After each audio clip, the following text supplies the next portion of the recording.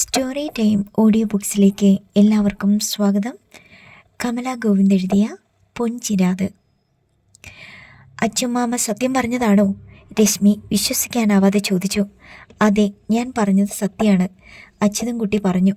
രശ്മി മാത്രമല്ല, നീനയും റോണിയും ജോജിയും നന്ദുവും ഒക്കെ അവിശ്വസനീയതയോടെ അയാളെ നോക്കി നിന്നു. അച്യുതൻകുട്ടി നിർബന്ധിച്ചിട്ടല്ല, സ്വന്തം ഇഷ്ടപ്രകാരമാണ് വിവാഹത്തിന് സമ്മതിക്കുന്നതെന്ന് പ്രഭ ആണയിട്ട് പറഞ്ഞതാണ് രശ്മിയോട്. പക്ഷേ രശ്മിയും കൂട്ടരും അത് വിശ്വസിച്ചില്ല. സ്വന്തം വീട്ടിൽ നിന്ന് അവളെ എങ്ങനെയെങ്കിലും ഒഴിവാക്കാനായി അവളുടെ പഠനം നിർത്തി അച്യുതൻകുട്ടി തന്നെ അവളെ നിർബന്ധപൂർവം ഒരു വിവാഹ ബന്ധത്തിൽ കുരുക്കാൻ ശ്രമിച്ചതാണെന്നാണ് അവർ വിശ്വസിച്ചത്.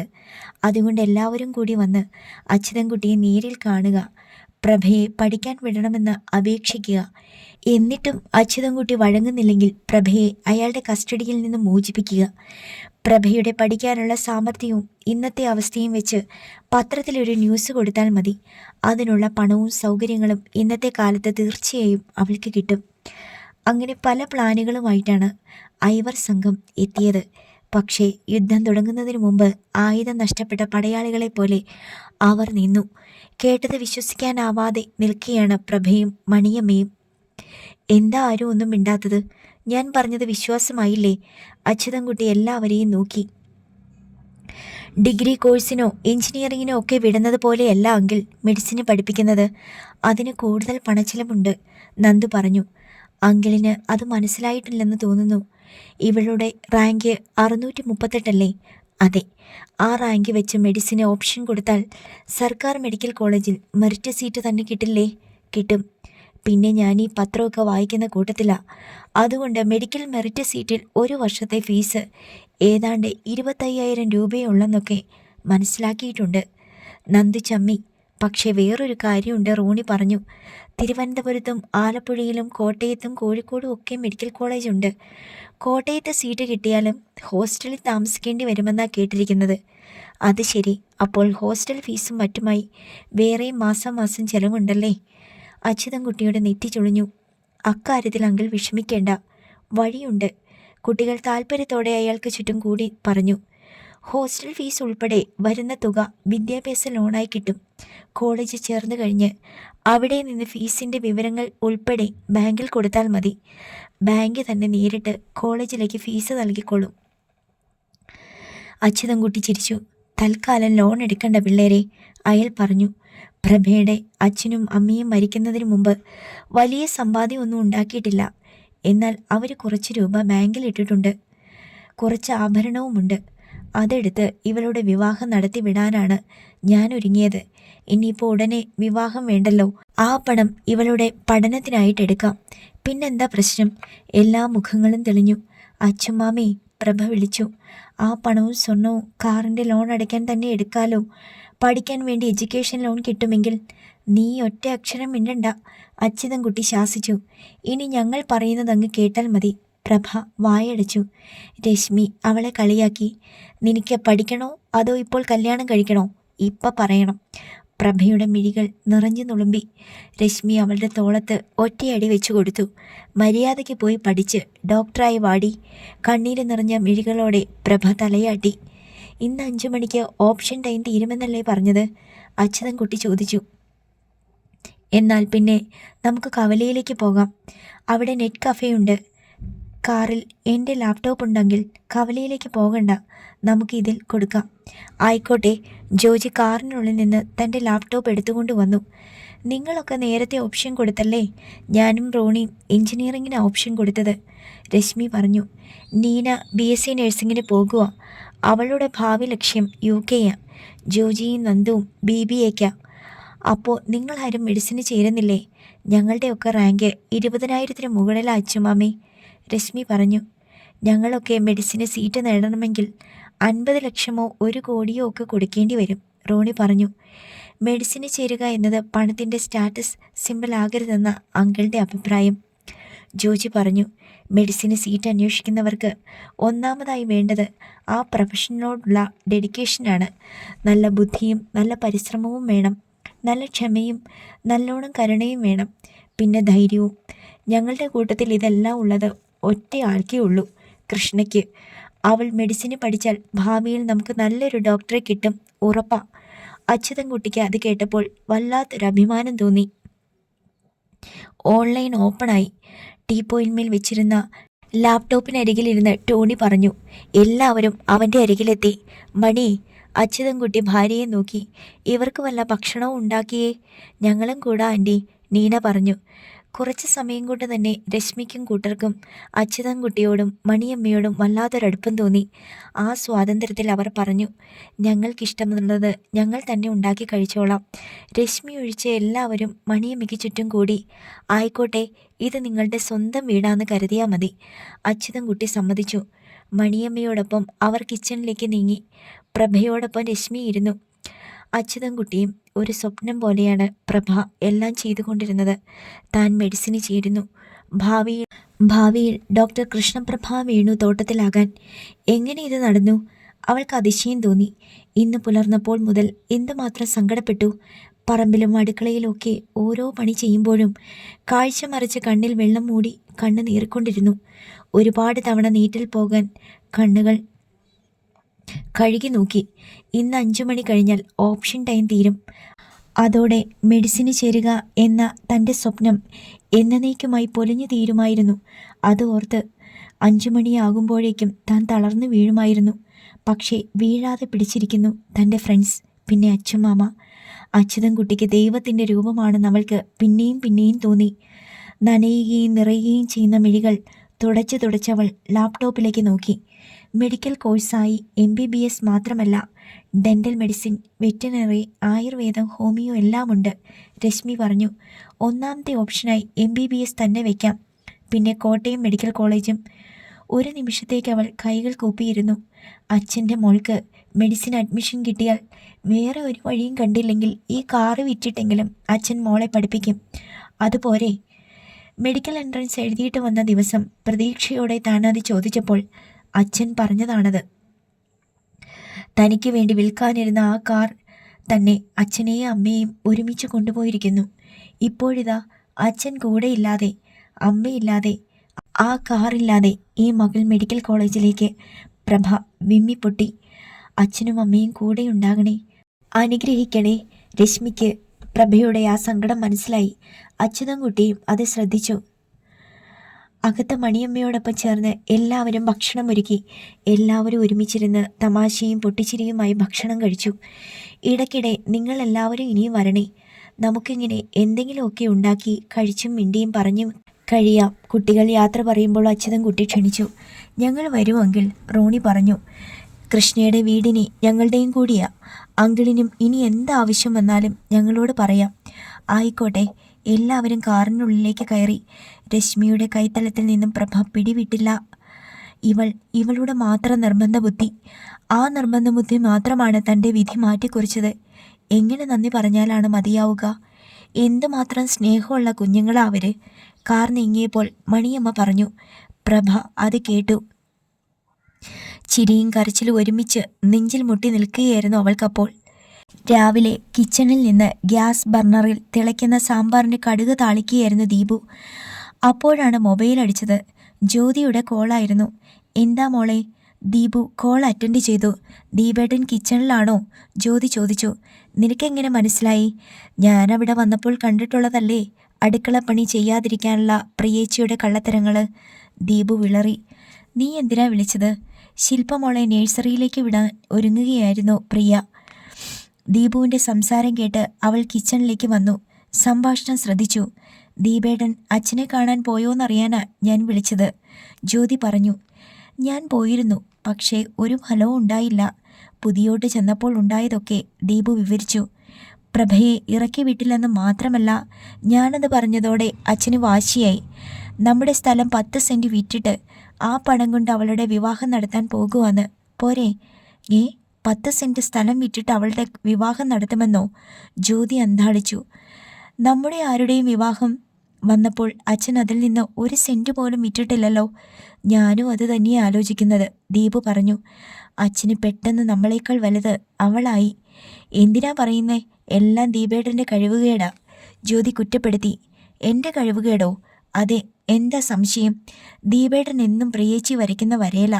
അതാ കുഴപ്പം, ജ്യോതി തുറന്നടിച്ചു.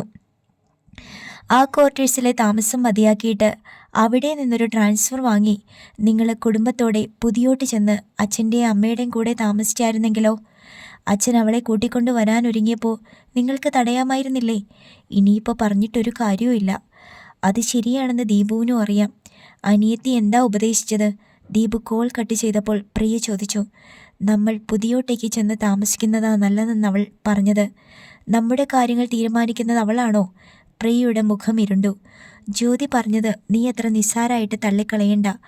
കാര്യങ്ങൾ കൈവിട്ടു പോകുന്നതിന് മുമ്പ് ഒരു ട്രാൻസ്ഫർ വാങ്ങി പുതിയോട്ടേക്ക് പോയാലോന്നാ കുറച്ച് ദിവസമായി ഞാനും ആലോചിക്കുന്നത്. ഞാൻ വരില്ല, പ്രിയ തറപ്പിച്ചു പറഞ്ഞു. നിങ്ങളുടെ അച്ഛനെയും അമ്മയും നോക്കാനും ശുശ്രൂഷിക്കാനും അവരുടെ ചിട്ടയ്ക്കൊത്ത് ജീവിക്കാനും എന്നെ കിട്ടുകയില്ല. അതല്ല പ്രിയേ, ദീപു പറയാൻ ശ്രമിച്ചു.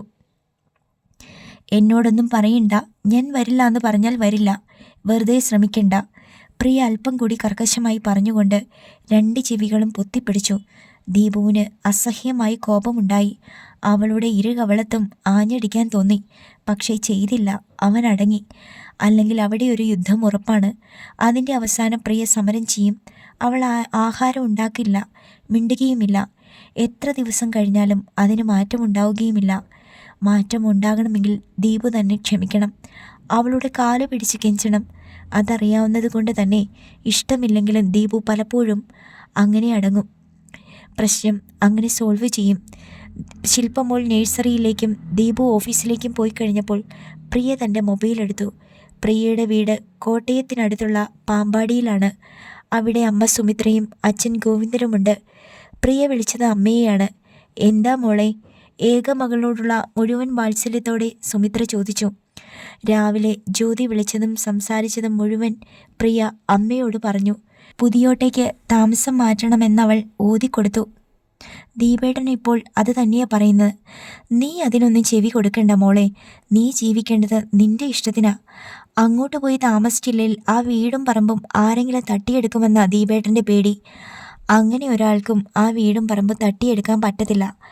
അതവിടെ തന്നെ കിടക്കും. അവൻ്റെ അച്ഛൻ്റെ അമ്മയുടെ കാലശേഷം നീ അങ്ങോട്ട് ചെല്ലണം. സ്വസ്ഥമായിട്ട് അവിടെ താമസിക്കണം. അല്ലാതെന്താ? അമ്മ പറയുന്നത് പോലെയേ ഞാൻ ചെയ്യൂ. സുമിത്ര കൂടി പറഞ്ഞതോടെ പ്രിയയ്ക്ക് കൂടുതൽ ധൈര്യമായി. ഓൺലൈൻ ഓപ്ഷൻ കൊടുത്തതിൻ്റെ 7-ാം ദിവസം ട്രയൽ അലോട്ട്മെൻറ്റായി പ്രഭയ്ക്ക് MBBS തന്നെ ലഭിച്ചു. പക്ഷേ സീറ്റ് കിട്ടിയത് തിരുവനന്തപുരം മെഡിക്കൽ കോളേജിലാണ്.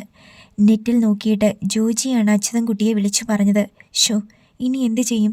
തിരുവനന്തപുരത്തൊക്കെ വന്ന് നിന്നെ കാണാനും അന്വേഷിക്കാനും എളുപ്പമാണോ മോളെ?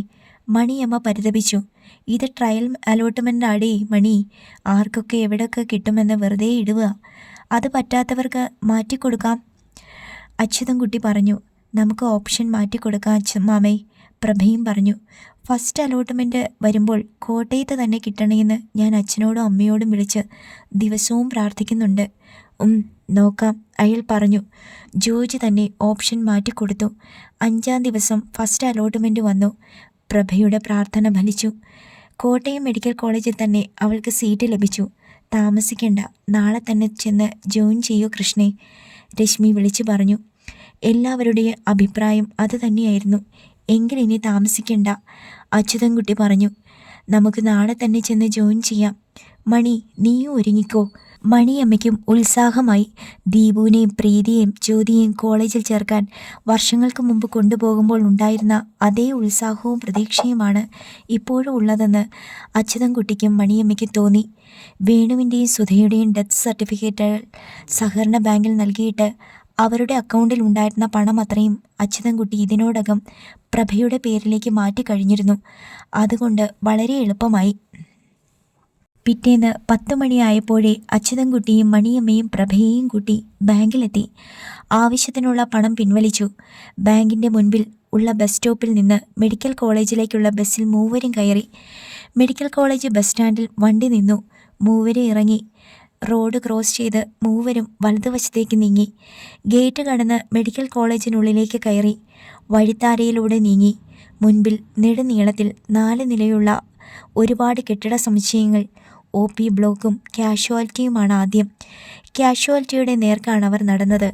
എന്തെങ്കിലും അസുഖം വരുമ്പോൾ ചികിത്സിക്കാൻ വേണ്ടിയിട്ടാണ് നമ്മൾ ഇതിനു മുമ്പ് ഈ മെഡിക്കൽ കോളേജിൽ വന്നിട്ടുള്ളത്. ഇപ്പോൾ ദേ ചികിത്സ പഠിക്കാൻ വന്നിരിക്കുക അല്ലേ മോളെ? അച്യുതൻകുട്ടി പറഞ്ഞു. പ്രഭയുടെ മറുപടിയില്ല. അച്യുതൻകുട്ടിയും മണിയമ്മയും തിരിഞ്ഞു നോക്കി. പ്രഭ പിന്നിൽ തറഞ്ഞു നിൽക്കുന്നു. ഒരാഘാതമേറ്റതുപോലെ അവളുടെ മിഴികൾ കാഷ്വാലിറ്റിയുടെ നേർക്കാണ്. ഒരുപാട് പേർ കയറുകയും ഇറങ്ങുകയും ചെയ്യുന്നു. എന്താ മോളെ? മണിയമ്മ അവൾക്കരികിലേക്കെത്തി. തുളുമ്പുന്ന മിഴികൾ അവൾ കാഷ്വാലിറ്റിയുടെ നേർക്കുയർത്തി. അവിടെ ചോരയിൽ കുളിച്ച് അച്ഛനും അമ്മയും വന്ന് അവൾക്ക് പൂർത്തിയാക്കാൻ കഴിഞ്ഞില്ല. അതൊക്കെ ഇപ്പോഴും ഓർത്ത് നീ ഇങ്ങനെ കരയണ്ട. അച്യുതൻകുട്ടി അവളെ ശാസിച്ചു. ഇനി നീ എപ്പോഴും ഇവിടെ തന്നെയാ പഠിക്കുന്നേ. അന്നേരമൊക്കെ കരഞ്ഞുകൊണ്ട് നിൽക്കാൻ പറ്റുമോ? കുറച്ചൊക്കെ ധൈര്യം വേണ്ടേ? കരയില്ലേ മോളെ?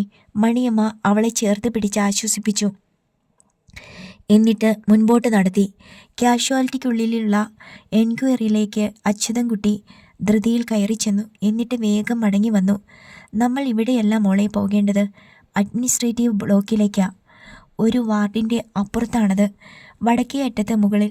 2ാം വാർഡിൻ്റെ അവിടെ നിന്ന് അങ്ങോട്ട് കയറാൻ സ്റ്റെപ്പുണ്ടോന്ന്. വാ, നമുക്ക് അങ്ങോട്ട് പോകാം, അയൽ പറഞ്ഞു. മൂവരും അഡ്മിനിസ്ട്രേറ്റീവ് ബ്ലോക്കിലെത്തി. അവിടെ തന്നെയാണ് പ്രിൻസിപ്പലിൻ്റെ ഓഫീസും. അക്വേഷ്യ മരങ്ങളുടെ കാടിനിടയിൽ വെള്ള പെയിൻ്റ് അടിച്ച ഒരു കെട്ടിടം ഉയർന്നു നിൽക്കുന്നു. അഡ്മിഷൻ രജിസ്ട്രേഷൻ വിങ്ങിൽ ഒരു സ്ത്രീയായിരുന്നു. 50ഓളം വയസ്സ് തോന്നിക്കുന്ന ഒരു പ്രൗഢ. വിമലാദേവി.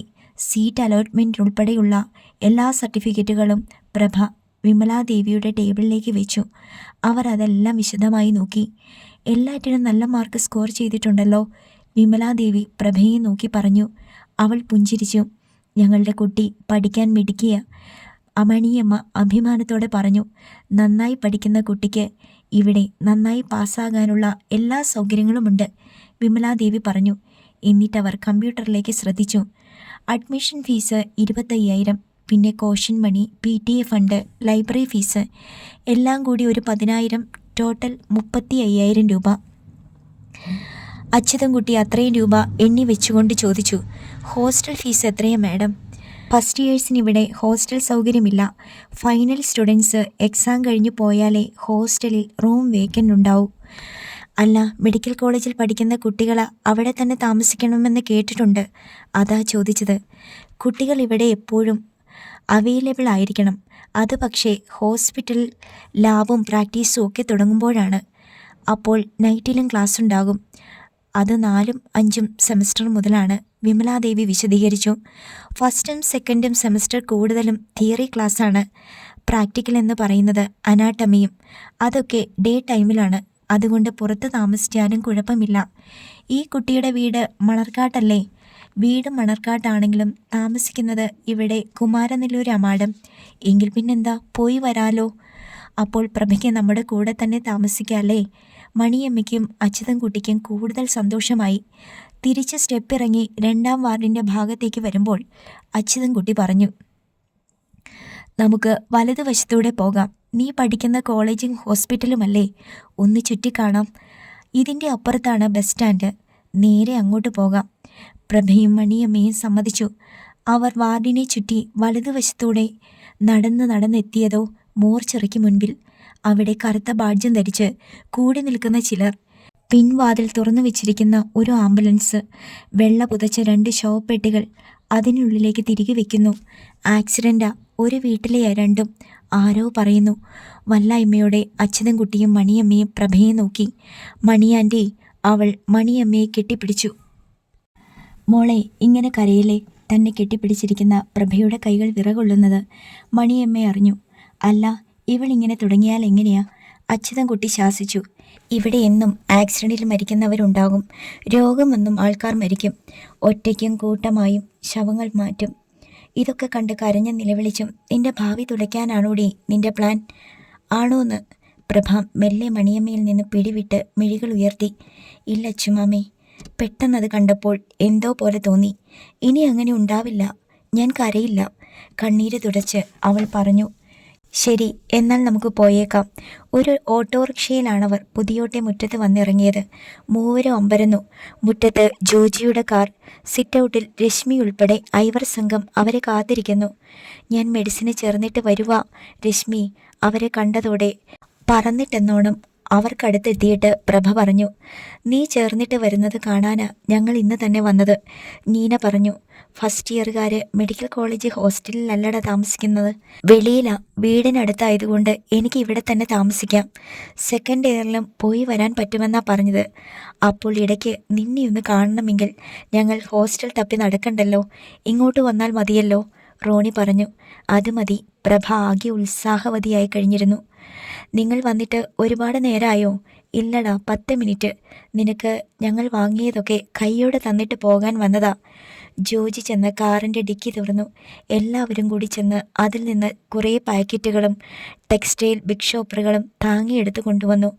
എന്താണിത്? അച്യുതൻകുട്ടി ചോദിച്ചു. ഈ കുട്ടി ഡോക്ടർക്ക് ഞങ്ങൾ ഫ്രണ്ട്സിൻ്റെ വക ഒരു ഗിഫ്റ്റാ അച്ചുമാമേ, രശ്മി പറഞ്ഞു. ഓരോരുത്തരായി പാക്കറ്റുകൾ അഴിച്ചു. ആദ്യത്തേതിൽ കുറേ വെള്ള കോട്ടൺ തുണിയായിരുന്നു. മെഡിസിന് ചേരുന്ന കുട്ടികൾ ധരിക്കുന്ന യൂണിഫോം കോട്ടിനുള്ള തുണിയാണിത്. 2-3 എണ്ണത്തിനുണ്ട്, സ്റ്റിച്ച് ചെയ്യിച്ചാൽ മതി, നീന പറഞ്ഞു.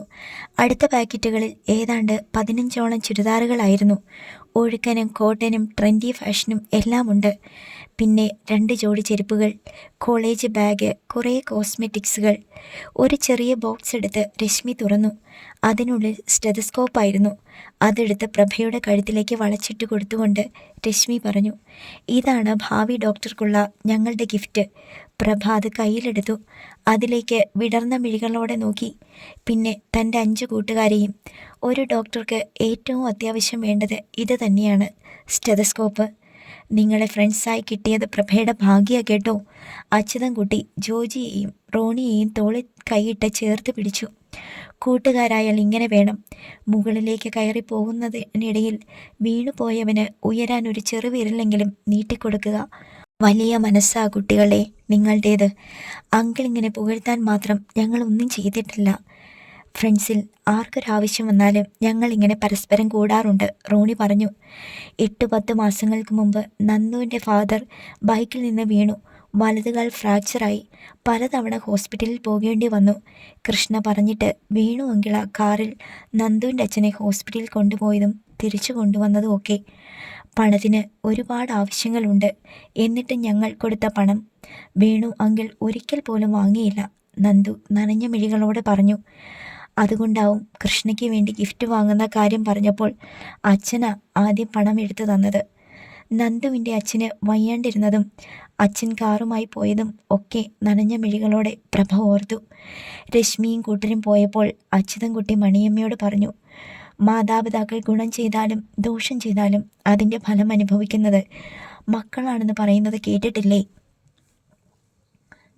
അത് ശരിയാ മണി. നിന്റെ മൂത്തയാങ്ങളെ ജീവിച്ചിരുന്നപ്പോൾ ചെയ്ത പൊട്ടുപോലുള്ള നന്മകളാണിപ്പോൾ ഈ കുഞ്ഞുങ്ങളുടെ രൂപത്തിൽ പ്രഭയ്ക്ക് കിട്ടുന്നത്. മണിയമ്മ ദീർഘമായി നിശ്വസിച്ചു. പ്രഭയ്ക്കും സന്തോഷമായിരുന്നു. അച്ഛൻ്റെയും അമ്മയുടെയും ഈ സമ്പാദ്യം ഈ മകൾക്കും അത് മാത്രം മതി. മൂവാറ്റുപുഴ സിറ്റിയിൽ തന്നെയുള്ള തൻ്റെ സെയിൽ ടാക്സ് ഓഫീസിൽ നിന്നും ലഞ്ച് സമയത്ത് പുറത്തേക്ക് വരികയായിരുന്നു ജയേഷ്. ഊണ് കഴിക്കാൻ നേരെ മുമ്പിൽ നിൽക്കുന്നു കലേഷ്. നിനക്കിന്ന് ക്ലാസ്സില്ലേടാ? ഇപ്പോൾ പ്രോജക്റ്റ് വർക്കാ ചെയ്യാങ്കിൽ, കലേഷ് പറഞ്ഞു. അങ്കിൾ ഊണ് കഴിക്കാൻ ഇറങ്ങിയതാ? അതെ. ഒരു ഫർലോങ് അപ്പുറത്തെ നല്ല ഹോംലി ഫുഡ് കിട്ടും. കുടുംബശ്രീക്കാരൻ നടത്തുന്ന ഹോട്ടലാ. ഞാനും വരുന്നു. എനിക്ക് അങ്കിളിനോട് സംസാരിക്കാനുണ്ട്. അവൻ്റെ മുഖത്തെ പരുങ്ങൾ ജയേഷ് ശ്രദ്ധിച്ചു. വിഷയം പ്രഭ തന്നെ. പതിവ് സ്ഥലത്ത് പോയാൽ സംസാരിച്ചിരിക്കാൻ പറ്റില്ല, തിരക്കാണ്. ഇരുവരും കൂടി ഹോട്ടൽ റെയ്മൂണിലെ റെസ്റ്റോറൻറ്റിലേക്ക് കയറി. അവിടെ അധികം തിരക്കില്ല. ഭംഗിയായി വിരിച്ചിട്ട ഒരു ടേബിളിൻ്റെ ഇരുവശവും അഭിമുഖമായിരുന്നു. ഊണും സ്പെഷ്യൽ വിഭവങ്ങളും ഓർഡർ ചെയ്തിട്ടാണ് ജയേഷ് മെല്ലെ കലേഷിൻ്റെ നേർക്ക് തിരിഞ്ഞത്. അവളുടെ വിവാഹം നടത്താൻ പോകുവാണെന്ന് നിന്നോട് ഞാൻ അന്ന് പറഞ്ഞതല്ലേടാ? നീ പെണ്ണെന്തിനാ ആ കാര്യം വീണ്ടും പറയുന്നത്? എനിക്ക് അവളെ മറക്കാൻ പറ്റുന്നില്ലെങ്കിൽ, കലേഷ് പറഞ്ഞു. ഞാൻ ഒരുപാട് പെൺകുട്ടികളെ കണ്ടിട്ടുണ്ട്, കോളേജിലും അല്ലാതെയും ഒക്കെ. പക്ഷേ അങ്കിൾ, അന്ന് ജയാങ്കിളുടെ വീട്ടിൽ വെച്ച് ഒരു നോക്ക് കണ്ടതേയുള്ളൂ. ആ വിഷാദം നിറഞ്ഞ മുഖവും നനഞ്ഞ കൺപീലികളും എത്ര ശ്രമിച്ചിട്ടും മനസ്സിൽ നിന്ന് മായുന്നില്ലാതാ. ഇത് നല്ല ഗ്രഹപ്പിഴ ആയല്ലോടാ, ജയേഷ് പറഞ്ഞു. എത്രയും വേഗം ഒരു കല്യാണം നടത്തിയിട്ട് ആ വീട്ടിൽ നിന്ന് ആ ശല്യം ഒഴിവാക്കാനാണ് ജ്യോതിയുടെ അച്ഛനും അമ്മയും ശ്രമിക്കുന്നത്. അവൾ കാരണം അത്രയേറെ പ്രശ്നങ്ങളാണവർ വീട്ടിൽ നേരിട്ട് കൊണ്ടിരിക്കുന്നത്. അതിനിടയിൽ ചെന്ന് നിനക്ക് വിവാഹ സമയമാകുന്നത് വരെ അവളെ വീട്ടിൽ നിർത്തണമെന്ന് എങ്ങനെ പറയും? ജയേഷ് തുടർന്നു. ഞാനങ്ങനെ പറഞ്ഞെന്നറിഞ്ഞാൽ ജ്യോതി എനിക്ക് സ്വൈര്യം തരില്ല. എങ്കിൽ ഞാൻ ചെന്ന് പറഞ്ഞാലോ? കലേഷ് ചോദിച്ചു. ഏ അല്ല അങ്കിൾ, ഒന്ന് പറഞ്ഞിരുന്നുവെങ്കിൽ അവളെ എനിക്ക് തന്നെ കിട്ടിയേനെ എന്ന് പിന്നീടൊരിക്കൽ സങ്കടപ്പെടാൻ ഇടയാകരുതല്ലോ എന്ന് കരുതിയിട്ടാ ഞാൻ. അത് പറയുമ്പോൾ അവൻ്റെ മുഖത്തെ ആർദ്രതയും പ്രതീക്ഷയും ജയേഷ് ശ്രദ്ധിച്ചു. ജ്യോതി എന്തു പറഞ്ഞാലും സാരമില്ല, ഇവൻ്റെ സങ്കടം പുതിയോട്ട് അച്ഛനെയും അമ്മയും ഒന്ന് അറിയിച്ചു നോക്കാം. വരുന്നത് വരട്ടെ. ജയേഷ് കൈ നീട്ടി കലേഷിൻ്റെ വലതുകരം പിടിച്ചെടുത്തു. എന്നിട്ട് പറഞ്ഞു, അടുത്ത സൺഡേ മറ്റാരും അറിയണ്ട, നമുക്ക് പോകാം. ഓക്കേ? ഓക്കേ. കലേഷിൻ്റെ മുഖത്ത് 1000 സൂര്യൻ ഒരുമിച്ച് ഉദിച്ചുയർന്നു. പ്രഭേ ടി വിയിൽ രാത്രി 9 ന്യൂസ് കണ്ടുകൊണ്ടിരുന്നപ്പോൾ അച്യുതൻകുട്ടി ഉറക്കെ വിളിച്ചു. മണിയമ്മയോടൊപ്പം തയ്യൽ പഠിക്കുകയായിരുന്നു പ്രഭ. അവൾ ചുരിദാർ നന്നായി വെട്ടാനും തയ്ക്കാനും പഠിച്ചിരിക്കുന്നു. എന്താ അച്ചുമാമേ? തയ്യൽ നിർത്തിയിട്ട് പ്രഭ ഓടി വന്നു. മെഡിക്കൽ കോഴ്സിൻ്റെ ക്ലാസ് 12-ാം തീയതി ആരംഭിക്കുമെന്ന് ദേ ഇപ്പോൾ ന്യൂസിൽ പറഞ്ഞു. 12-ാം തീയതിയോ? മണിയമ്മയും പ്രഭയ്ക്ക് പിന്നാലെ എത്തി. അത് തിങ്കളാഴ്ചയല്ലേ? അതെ. അപ്പോൾ ഇനി 3-4 ദിവസമല്ലേ ഉള്ളൂ? മണിയമ്മ ചോദിച്ചു. അത്രയേ ഉള്ളൂ. ഷോ, എന്തെല്ലാം ഒരുക്കാനുണ്ട്? മണിയമ്മ അന്താളിച്ചു. എന്നതാടി ഇതിനു മാത്രം ഒരുക്കാനുള്ളത്? അച്യുതൻകുട്ടി ചോദിച്ചു. അവൾക്ക് വേണ്ടതൊക്കെ ആ പിള്ളേർ കൊണ്ടുവന്നിട്ടില്ലേ?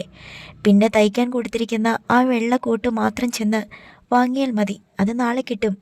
അതൂടെ വാങ്ങിയാൽ പോരെ? അത് മതി. അച്യുതൻകുട്ടി പ്രഭയെ നോക്കി. ഒന്നും മിണ്ടാതെ സ്തംഭിച്ചു നിൽക്കുകയാണവൾ. നിനക്ക് എന്നാ പറ്റി? അയാൾ ചോദിച്ചു. എത്ര പെട്ടെന്ന് ദിവസം ഇങ്ങെത്തിയെന്ന് ഓർക്കുമായിരുന്നു ഞാൻ. എന്താ കരയാൻ കാരണം തപ്പുവാണോ നീ? ഇല്ല അച്ചുമാമേ, ഞാൻ ഇനി കരയത്തില്ല. അവൾ തെല്ല സങ്കോചത്തോടെ നോക്കി. അച്ചുമാമ ദേഷ്യപ്പെടത്തില്ലെങ്കിൽ എനിക്കൊരു കാര്യം പറയാനുണ്ടായിരുന്നു. കാര്യം കേൾക്കട്ടെ. ദേഷ്യപ്പെടാനുള്ളതാണോന്ന് അപ്പോൾ തീരുമാനിക്കാം.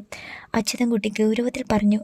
മെഡിസിന് ചേരുവാന്ന് തോട്ടത്തിലെ വീട്ടിൽ ചെന്ന് അനിൽ കൊച്ചച്ഛനോടും മുണ്ടക്കയത്ത് എന്ന് സുരമ്മാമ്മയോടും ഒന്ന് പറയണമെന്നും അനുഗ്രഹം വാങ്ങണമെന്നും ഉണ്ടായിരുന്നു. അവൾ പറഞ്ഞു. അത് വേണ്ടതല്ലേ? അവളൊരു നല്ല കാര്യത്തിന് പോകുമല്ലേ? മണിയമ്മ റെക്കമെൻഡ് ചെയ്തു. അവൾ നല്ല കാര്യത്തിന് പോകുവാണ്. അവരുടെ അനുഗ്രഹം വേണമെന്ന് അവൾക്ക് തോന്നിയത് നന്നായി. അച്യുതൻകുട്ടി ആലോചനയോടെ പറഞ്ഞു. പക്ഷേ നീ പോകണ്ട. അയാൾ അവളെ നോക്കി. പ്രഭയുടെ മുഖം വാടി. അതെന്താ അങ്ങനെ പറഞ്ഞത്? മണിയമ്മ ചോദിച്ചു. എടി, പ്രഭ +2 കഴിഞ്ഞ കുട്ടിയാണെന്ന് നിന്റെ ആങ്ങളയ്ക്കും അറിയാം, ആ സുരേന്ദ്രനും അറിയാം. ഇവൾ എന്തു ചെയ്യുന്നു എന്ന് രണ്ടാളും ഇതുവരെ ഒന്നും വന്ന് അന്വേഷിച്ചിട്ടില്ല. വേണ്ട, വരണ്ട. ഒന്ന് ഫോൺ ചെയ്ത് അന്വേഷിക്കാലോ. അവരത് ചെയ്തോ? ഇല്ല. മണിയമ്മ സമ്മതിച്ചു. ആ നിലയ്ക്ക് മെഡിസിന് അഡ്മിഷൻ കിട്ടിയെന്ന് പറഞ്ഞ് ഇപ്പോൾ ഇവളെയും കൂട്ടി നമ്മൾ ചെന്നാൽ അനുഗ്രഹം വാങ്ങാൻ വന്നതാണെന്നാവില്ല അവർ രണ്ടുപേരും കരുതുക. മെഡിസിന് ചേർക്കാനുള്ള പിരിവിന് ചെന്നതെന്നാവും രണ്ടാളും. എന്തെങ്കിലും നക്കാപ്പിച്ച് എടുത്തു തന്നെന്നും ഇരിക്കും. ആ നക്കാപ്പിച്ച വാങ്ങാൻ നമ്മളായിട്ട് പോകണോന്ന്? വേണ്ട അച്ചുമാമേ, പ്രഭ പെട്ടെന്ന് പറഞ്ഞു. അവര് രണ്ടാളും അങ്ങനെ കരുതൂ. അച്ചുമാമ പറഞ്ഞപ്പോഴാ എനിക്കത് മനസ്സിലായത്. നമുക്ക് പോകണ്ട. അച്യുതൻകുട്ടിക്ക് സമാധാനമായി. പക്ഷേ അവൾ നിർത്തി. ഇനി എന്താ? എനിക്ക് മണർകാട് വരെ ഒന്ന് പോകണമെന്നുണ്ടായിരുന്നു. മടിച്ച് അവൾ പറഞ്ഞു. ആ വാടക വീടിൻ്റെ മുറ്റത്ത് അച്ഛനെയും അമ്മയും ദഹിപ്പിച്ച സ്ഥലത്ത് ചെന്ന് നിന്ന് ഒന്ന് പ്രാർത്ഥിക്കാനാ. അതൊരാവശ്യമാണെന്ന് അയാൾക്ക് തോന്നി. അതിനെന്താ, പോകാം മോളെ. നാളെ രാവിലെ തന്നെ ഒരുങ്ങിക്കോ. അച്യുതൻകുട്ടി സമ്മതിച്ചു. പിറ്റേന്ന് രാവിലെ തന്നെ 3 പേരും ഒരുങ്ങി ബസ്സിൽ മണർകാട് കവലയിൽ ഇറങ്ങി. ഒരു ഓട്ടോറിക്ഷയിൽ പഴയ വാടക വീടിൻ്റെ മുറ്റത്തിറങ്ങി. വാടക വീട്ടിൽ പുതിയ താമസക്കാരെത്തിക്കഴിഞ്ഞിരുന്നു. മുറ്റത്ത് ഓട്ടോറിക്ഷ നിൽക്കുന്ന ശബ്ദം കേട്ട് ഒരു സ്ത്രീ വന്ന് വാതിൽ തുറന്നു. നൈറ്റി ധരിച്ച ഒരു 50-കാരി. എന്താ? അവർ ചോദിച്ചു. ഞങ്ങൾ മുമ്പ് ഇവിടെ താമസിച്ചിരുന്നവരാ, അച്യുതൻകുട്ടി പറഞ്ഞു. ഇവളുടെ അച്ഛനെയും അമ്മയും ഇവിടെയാ ദഹിപ്പിച്ചത്, പ്രഭയെ ചൂണ്ടി മണിയമ്മ പറഞ്ഞു. അതും പറഞ്ഞ് ഇപ്പോഴെന്തിനാ ഇങ്ങോട്ട് വന്നത്? ആ സ്ത്രീ അനിഷ്ടത്തോടെ ചോദിച്ചു. അത് പിന്നെ ഒന്ന് പ്രാർത്ഥിക്കാൻ. അച്യുതൻകുട്ടി പ്രഭയെ നോക്കി. നീ ചെല്ല്. പ്രഭ തെക്കുവശത്തേക്ക് നീങ്ങി. കുറേ സമയമായിട്ടും അവൾ മടങ്ങി വന്നില്ല. അച്യുതൻകുട്ടിയും മണിയമ്മയും അങ്ങോട്ട് ചെന്നു. വല്ലായ്മയോടെ അവർ കണ്ടു. വേണുവിനെയും സുധയെയും ദഹിപ്പിച്ച സ്ഥലം തിരിച്ചറിയാൻ പാകത്തിൽ അവിടെ ഒന്നുമില്ല. പുതിയ താമസക്കാരാവും. അതുവഴി നടക്കുന്നതിൻ്റെ കാൽപ്പാടുകൾ. അവിടേക്ക് തന്നെ നോക്കി വീടിൻ്റെ ഭിത്തിമേൽ ചാരി നിൽക്കുകയാണ് പ്രഭ. നിറതടാകം പോലെ രണ്ട് മിഴികൾ. അച്യുതൻകുട്ടിയും മണിയമ്മയും പരസ്പരം നോക്കി. വന്നേ മോളെ, പോകാം. മണിയമ്മ അവളെ ചേർത്ത് പിടിച്ചു. പ്രഭ ഒരക്ഷരം മിണ്ടിയില്ല, കരഞ്ഞതുമില്ല. ഇരുവർക്കുമൊപ്പം വന്ന ഓട്ടോറിക്ഷയിലേക്ക് തന്നെ കയറി മടങ്ങിപ്പോന്നു. ഞായറാഴ്ച അടുക്കളയിലായിരുന്നു മണിയമ്മയും പ്രഭയും. ഇരുവരും കൂടി ഉച്ചഭക്ഷണം തയ്യാറാക്കുകയാണ്. പ്രഭേ, ഹാളിൽ അച്യുതൻകുട്ടിയുടെ വിളി കേട്ടു. അച്ചുവേട്ടൻ പുറത്തെവിടെയോ പോയതാണല്ലോ, ഇത്ര പെട്ടെന്ന് വന്നോ? മണിയമ്മ ചോദിച്ചു. എന്നിട്ട് പറഞ്ഞു, നീ ചെല്ല്, എന്തിനാ വിളിച്ചതെന്ന് ചോദിക്ക്. പ്രഭ വേഗം ഹാളിലേക്ക് വന്നു. ഇതാ, കനം കുറഞ്ഞ ഒരടി വലിപ്പമുള്ള ഒരു ചതുരപ്പൊതി അച്യുതൻകുട്ടി അവൾക്ക് വെച്ച് നീട്ടി. ഇതെന്താ അച്ചുമാമേ, നീ തുറന്നു നോക്ക്. അച്യുതൻകുട്ടി നേർത്ത ചിരിയോടെ പറഞ്ഞു. ന്യൂസ് പേപ്പർ കൊണ്ടായിരുന്നു പൊതിഞ്ഞിരുന്നത്. പ്രഭ അതഴിച്ചു മാറ്റി. അവളുടെ രണ്ടു മിഴികളും അവിശ്വസനീയതയോടെ മിഴിഞ്ഞു നിന്നു. അച്ഛൻ, അമ്മ, വേണുവിൻ്റെയും സുധയുടെയും ഫ്രെയിം ചെയ്ത ഫോട്ടോ ആയിരുന്നു അത്. മണിയാൻറ്റി. ആഹ്ലാദവും സങ്കടവും ഒരുമിച്ച് ചേർന്ന ഒരു നിലവിളി തന്നെയായിരുന്നു അത്. മണിയമ്മയെ ഓടി വന്നു. അവരും അത് കണ്ടു. എൻ്റെ ഈശ്വര, അച്ചുവേട്ടൻ ഇതെവിടെ നിന്ന് കിട്ടി? മണിയമ്മ അമ്പരന്നു. ഞാൻ ആ ഡ്രൈവർ ദിവാകരനെ കണ്ട് കാര്യം പറഞ്ഞു. ഇവരന്ന് പങ്കെടുത്ത കല്യാണമില്ലേ, ആ കല്യാണ CD യിലുണ്ടായിരുന്നു. അതിൽ നിന്ന് ഈ സ്റ്റില്ലെടുത്ത് ഇത്തിരി വലുതാക്കി ഫ്രെയിം ചെയ്ത് വാങ്ങിയതാണ്. അച്യുതൻകുട്ടി പറഞ്ഞു. കണ്ട പറമ്പിലെ വേസ്റ്റിട്ട കുഴിക്ക് മുമ്പിൽ നിന്ന് ഇനി നീ കരയണ്ട. ഈ ഫോട്ടോ നീ നിന്റെ മുറിയിൽ വെച്ചു. അച്ഛനെയും അമ്മയും കാണണമെന്നും പ്രാർത്ഥിക്കണമെന്നും തോന്നുമ്പോൾ ഇതിൻ്റെ മുമ്പിൽ നിന്നാൽ മതി. പ്രഭ ഒരക്ഷരം ശബ്ദിച്ചില്ല. അച്യുതൻകുട്ടിക്ക് പറഞ്ഞറിയിക്കാനാവാത്ത നന്ദിയും അതിരുകവിഞ്ഞ സ്നേഹവും ചേർന്ന ഒരു നോട്ടം മാത്രം നൽകി. പിന്നെ ആ ഫോട്ടോ നെഞ്ചിൽ ചേർത്ത് വെച്ച് തൻ്റെ മുറിയിലേക്ക് ഓടി. നന്നായി അച്ചുവേട്ടാ, മണിയമ്മ പറഞ്ഞു. ആ കുഴിയുടെ വക്കത്ത് ചെന്നപ്പോൾ എൻ്റെ ചങ്കും പിടഞ്ഞു പോയായിരുന്നു. മിണ്ടാതെയുള്ള അതിൻ്റെ നിൽപ്പ് കണ്ടപ്പോൾ എനിക്കും ചങ്കു പിടഞ്ഞു പോയടി മണി, അച്യുതൻകുട്ടിയും പറഞ്ഞു. അപ്പോഴാണ് മുറ്റത്ത് ഒരു കാർ വന്നു നിന്നത്. ഇരുവരും തിരിഞ്ഞു നോക്കി. ജയേഷിൻ്റെ കാർ. കാറിനുള്ളിൽ നിന്ന് ജയേഷ് ഇറങ്ങുന്നു. അച്യുതൻകുട്ടിയും മണിയമ്മയും ഭയന്നു. ഒരു വഴക്ക് തീർച്ച. ജ്യോതി ജയേഷിനെയും കൂട്ടി വരുന്നത് അതിന് തന്നെയാണ്. മോനെ ജയ. ഇരുവരും സിറ്റൗട്ടിലേക്ക് ഇറങ്ങി. ജ്യോതിക്ക് പകരം കാറിൽ നിന്നിറങ്ങിയത് കലേഷായിരുന്നു. ജ്യോതി എന്തിയെ മോനെ? മണിയമ്മ ചോദിച്ചു. വന്നില്ലമ്മേ, ഞങ്ങൾ രണ്ടാളും തിരുവല്ല വരെ പോയതാണ്. തിരിച്ചു വന്നപ്പോൾ ഇതുവഴി കയറിയെന്നേ ഉള്ളൂ. ജയേഷ് ഒരു കള്ളം പറഞ്ഞു. അതിനെന്താ, കേറി വാ കലേഷേ, വരൂ മോനെ. അച്യുതൻകുട്ടി ഹൃദ്യമായി ചിരിയോടെ ക്ഷണിച്ചു. എന്തുകൊണ്ടെന്നറിയില്ല, മകൾ കൂടെയില്ലെന്നറിഞ്ഞപ്പോൾ അച്യുതൻകുട്ടിക്കും മണിയമ്മയ്ക്കും ആദ്യമായി ഒരാശ്വാസം തോന്നി. മണിയമ്മ വേഗം അടുക്കളയിലേക്ക് പോയി. ഇരുവർക്കും ഓറഞ്ച് ജ്യൂസുമായി വന്നു. പുറത്ത് നല്ല ചൂടല്ലേ, വെള്ളം കുടിക്ക്, അച്യുതൻകുട്ടി പറഞ്ഞു. ജയേഷും കലേഷും ജ്യൂസ് നിറഞ്ഞ ഗ്ലാസുകൾ കയ്യിലെടുത്തു. കലേഷിൻ്റെ മിഴികൾ ചുറ്റും പരതി. ഇവർ രണ്ടാളുമേ ഇവിടെയുള്ളോ? വേറെ ശബ്ദമോ ചലനമോ ഒന്നുമില്ല. അവളുടെ വിവാഹം ഇത്ര വേഗം കഴിഞ്ഞോ? അവൻ്റെ കരളിൽ വല്ലാത്തൊരു നൊമ്പരം കിട്ടി. അച്ഛാ. കലേഷിൻ്റെ ഉത്കണ്ഠ അറിഞ്ഞതുപോലെ ജയേഷ് വിളിച്ചു. പ്രഭ എവിടെ? കാണുന്നില്ലല്ലോ. അവളെ ഇത്ര പെട്ടെന്ന് വിവാഹം കഴിച്ചു വിട്ടോ? അവളെ വിവാഹം ചെയ്ത് വിടാനോ? അച്യുതൻകുട്ടി തെല്ലുറക്കി ചിരിച്ചു. ഇനി അവളുടെ വിവാഹം MBBS കഴിഞ്ഞിട്ടേ ഉള്ളൂ മോനെ. MBBS കഴിഞ്ഞിട്ടേ ഉള്ളൂ എന്നോ? അച്ഛൻ എന്താണ് ഈ പറയുന്നത്? പഠിക്കാൻ മണ്ടിയാണെന്ന് ആ പൊട്ടിക്കാളി പറഞ്ഞതുകൊണ്ടല്ലേ അവളെ ഏതെങ്കിലും ഒരുത്തൻ്റെ തലയിൽ കെട്ടിവെക്കാമെന്ന് കരുതിയത്? അവൾക്ക് MBBSന് അഡ്മിഷൻ ഉണ്ടെന്ന് പിന്നെയല്ലേ മോനെ ഞാൻ അറിഞ്ഞത്, അച്യുതൻകുട്ടി പറഞ്ഞു. ഇവിടെ കോട്ടയത്ത് തന്നെ കിട്ടി. നാളെ ക്ലാസ് തുടങ്ങുക. നേരാണോ അച്ഛാ? അവിശ്വസനീയതയോടെ ജയേഷ് ചോദിച്ചു. മോളെ പ്രഭേ, മണിയമ്മ നീട്ടി വിളിച്ചു. എന്തോ? അകത്തുനിന്ന് പ്രഭ വിളി കേട്ടു. പിന്നാലെ കാറ്റല പോലെ അവൾ വാതിൽക്കലെത്തുകയും ചെയ്തു. കലേഷിൻ്റെ മിഴികൾ അവളിൽ തന്നെ തങ്ങി നിന്നു. ആ രൂപം അപ്പാടെ ഹൃദയത്തിലേക്ക് ഒട്ടിച്ചേർക്കുന്നത് പോലെ ജയേഷ് എഴുന്നേറ്റു.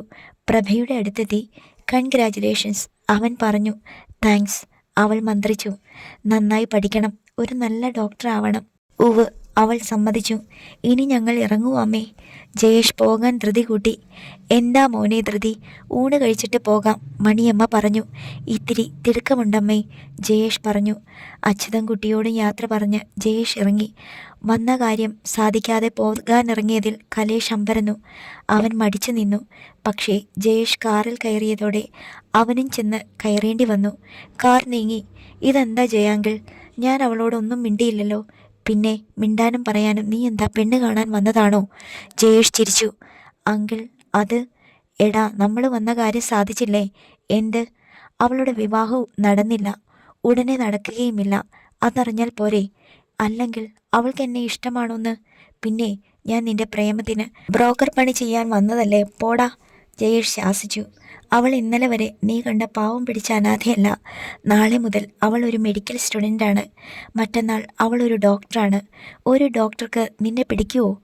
നീ മതിയാകുമോ എന്നൊക്കെ ഇനി അന്വേഷിക്കേണ്ടത് നീ തന്നെയാ. എനിക്കതിലൊരു പങ്കുമില്ല.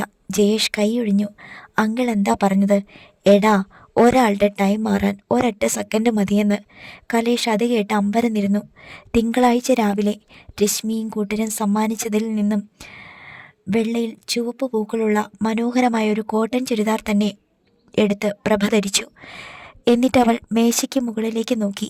അച്ഛൻ, അമ്മ, അച്ഛമ്മാമ നൽകിയ ഫോട്ടോയ്ക്കുള്ളിലിരുന്ന് രണ്ടാളും താൻ പോകാനിറങ്ങുന്നത് നോക്കുകയാണ്, സന്തോഷിക്കുകയാണ്. ഈ മകൾ പുതിയ പാതയിലേക്ക് കാൽ വയ്ക്കുകയാണ്. കാലിടാതെ, മനസ്സ് പതറാതെ അച്ഛനും അമ്മയും എന്നെ കാത്തോണേ. കൂപ്പുകരങ്ങളോടെ അവൾ നിന്നു. തുറന്നിട്ട ജനാലയിലൂടെ വന്ന ചെറുകാറ്റ് ആ ഫോട്ടോയിൽ തൊട്ട് ഒരനുഗ്രഹമായി തന്നെ തഴുകുന്നുണ്ടെന്ന് അവൾക്ക് തോന്നി. പ്രഭേ, ഹാളിൽ നിന്ന് മണിയമ്മയുടെ വിളി ഉയർന്നു. മണി 7 കഴിഞ്ഞു. രാഹുകാലത്തിന് മുമ്പ് ഇറങ്ങണം. ഇന്ന് ആദ്യ ദിവസമല്ലേ? വരുവാ മണിയാൻറ്റി, പ്രഭ വിളിച്ചു പറഞ്ഞു. പിന്നെ കൂട്ടുകാർ വാങ്ങിക്കൊണ്ടുവന്ന ബാഗ് എടുത്ത് തോളത്തിട്ടു. പോയി വരട്ടെ. ഫോട്ടോയിൽ തൊട്ടവൾ അനുവാദം ചോദിക്കുന്നത് പോലെ പ്രാർത്ഥിച്ചു. പിന്നെ ഹാളിലേക്ക് ഓടിയിറങ്ങി. ആദ്യ ദിവസമായതുകൊണ്ട് പേരൻസോ ഗാർഡിയനോ സ്റ്റുഡൻസിനോടൊപ്പം ചെല്ലണം. ചേരാൻ ചെന്നപ്പോഴേ അത് പറഞ്ഞിരുന്നതാണ്. തൻ്റെ ഒപ്പം വരാൻ അത്യുത്സാഹത്തോടെ റെഡിയായി നിൽക്കുകയാണ് അച്ഛനും അമ്മയും മണിയാൻ്റെയും. പ്രഭ അവരുടെ രണ്ടാളിൻ്റെയും പാദങ്ങളിൽ തൊട്ട് കണ്ണിൽ വെച്ചു. നീ തൊട്ട് തൊഴുവൊന്നും വേണ്ട, അച്യുതൻകുട്ടി പറഞ്ഞു. ഞങ്ങളുടെ എല്ലാ അനുഗ്രഹവും നിന്റെ കൂടെ തന്നെയുണ്ട് മോളെ, മണിയമ്മയും പറഞ്ഞു. ആദ്യ ദിവസം എന്ന നിലയിൽ അച്യുതൻകുട്ടി ഒരു ഓട്ടോറിക്ഷ ഏർപ്പാടാക്കിയിരുന്നു. മൂവരും അതിൽ കയറി. ഓട്ടോ നീങ്ങി. മെഡിക്കൽ കോളേജ് അഡ്മിനിസ്ട്രേറ്റീവ് ബ്ലോക്കിൻ്റെ മെയിൻ എൻട്രൻസിന് മുമ്പിൽ ഓട്ടോറിക്ഷ നിന്നു. Welcome to newcomers. മുമ്പിൽ വലിച്ചു കെട്ടിയ വലിയ ഒരു ബാനർ. ആ ബാനറിന് താഴെ പ്രഭയെ കാത്ത് ഒരാൾ നിൽക്കുന്നുണ്ടായിരുന്നു. കലേഷ്. അടുത്ത ഭാഗം നാളെ.